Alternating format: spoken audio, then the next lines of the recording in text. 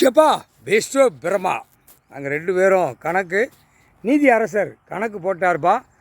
10 மணிக்கு டெல்லி கணக்கு பார்க்கார். இராணுவ கணக்கு இராணுவ தளபதினு வச்சுருப்பான்.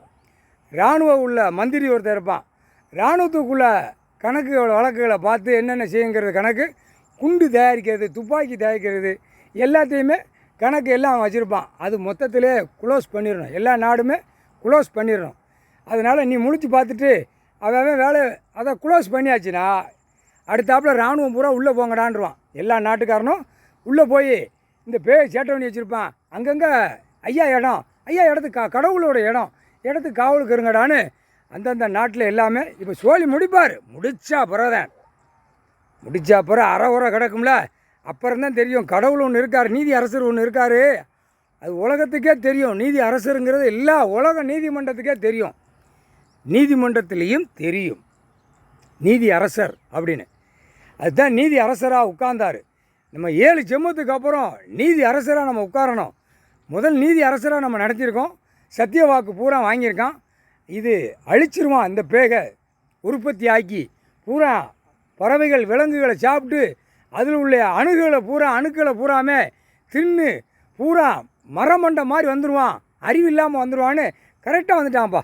ஆடு மாடு கோழி பறவைகளை சாப்பிட்டு அதை சாப்பிட்ட உடனே எனக்கு இருக்க முடியல அப்படிமா ஆம்பளை பேக.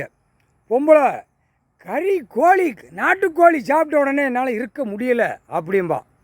அதுதான் உயிர் பலியை சாப்பிடக்கூடாங்கிற அந்த காலத்தில் சட்டத்தில் அவரே நீதி அரசரே வாங்கினார். சத்தியம் வாங்கினார் செய்யாத இது அப்படின்னு. நான் அது மீறியும் வாங்கிட்டான்.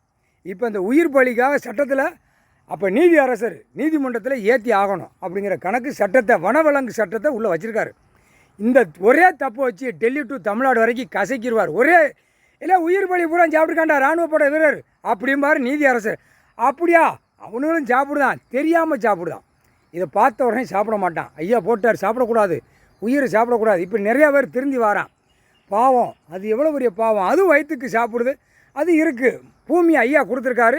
மாண்டு போனால் பூமியில் அதாட்டு இருக்கட்டும்னு நினைக்கான். ஆணும் பெண்ணும் ஒரு 1% வந்திருக்கு.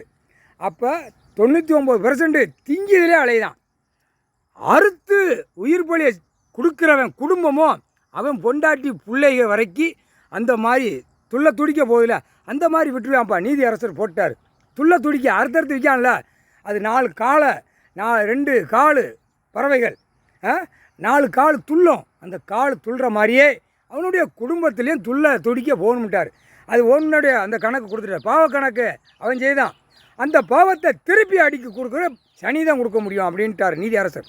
அதுக்கு தான் நீதி அரசர் நீ ஆட்சி ஆலையில் 73 கிலோமீட்டர் கன்னியாகுமரி உள்ள நீதிமன்றத்தில் ஐயா நீதிமன்றமாக உட்காருவார். நீதித்துறையாக உட்காருவார். நீதி அரசராக உட்காருவார். நீதிபதி ஜட்ஜி இந்த ஜெம்மத்தில் உட்காந்துருக்கார். ஐயா இந்த ஜெம்மம் தான். அவர் இந்த ஜெம்மத்தில் ஜட்ஜியாக வீட்டுக்குள்ளே தான் இருப்பார். புரியுதா? நீதி அரசருங்கிறது நீதிமன்றத்துக்கு போயிடுவார். எல்லா நீதிமன்றத்திலையும் அவர் உட்காருவார். நீதி அரசராக உட்காருவார். நீதி அரசர் தாய் அம்மா அவங்க 2 பேரும் உட்காருவாங்க. 2 பேரும் நீதி அரசர். பார்வதி பரமசிவம் இங்கே தான். ஐயா அம்மா அங்கே இருக்கிறது. நீதிபதி ஜட்ஜி அம்மா ஜட்ஜி 2 பேரும் இங்கே தான் வீட்டில் தான் இருப்பாங்க. இதுதான் கணக்கு. நீதி அரசராக போகல 2 பேருமே அரசர் அம்மா 2 பேரும் உட்காருவாங்க நீதிமன்றத்தில். அதான் ஆணுக்கும் பெண்ணுக்கும் நியமிச்சிட்டார்ல, அந்த நியமித்த கணக்கு இவர் போய் உட்காருவார். நீதி அரசராக உட்காருவார் ஐயா. ஜட்ஜி வீட்டில் இருப்பார். ஜட்ஜி அம்மா வீட்டில் இருந்தால் கணக்கு போடுவாங்க 2 பேருமே. பார்வதி பரமசிவம் முக்கால் சத்தியம். இராணுவ கணக்கு பார்த்துக்கோ. அந்த வழுக்கு மண்டையாக இருப்பான் டெல்லியில். அவனை மண்டையில் உட்காந்து கசக்கி விட்டுரு மாற்றி கிறுக்கு பிடிச்ச மாதிரி போய் கல் மண்டை வீட்டில் போய் அவன் முட்டி மோதணும். இப்போ பிரதமர் மோடி பட்டை அடிச்சுக்கிட்டாலே தான், திணீர் பட்டை அந்த மஞ்சக்காப்பு பட்டை அடிச்சுக்கிட்டாலே தான். அவனை கொஞ்சம் ஆட்டி விட்டுரு சோக்கு வேலை காட்டுதான். அவன் 7 ஜென்மத்துக்கு முன்னாடி முக்காடு தாடி இந்த ஜென்மத்தில் போட்டு கொண்டு வந்துட்டார். சேட்டை ஓவர் சேட்டை. இப்போ இராணுவ கணக்கு முடிக்க போகிறாருப்பா. போயிருப்பா அங்கே உள்ளவனை பூரா முழிச்சு பார்த்து உலக கணக்கே முடிக்கணும்.